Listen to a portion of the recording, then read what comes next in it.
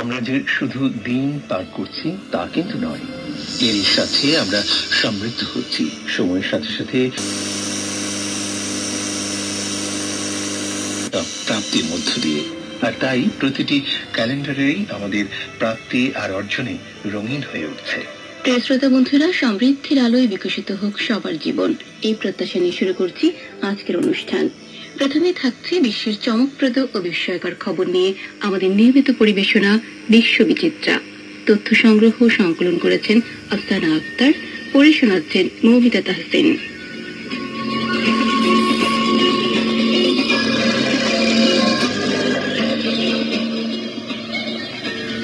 একসময় বিশ্বের প্রায় সকল দেশেই বিভিন্ন রাজার রাজত্ব ছিল।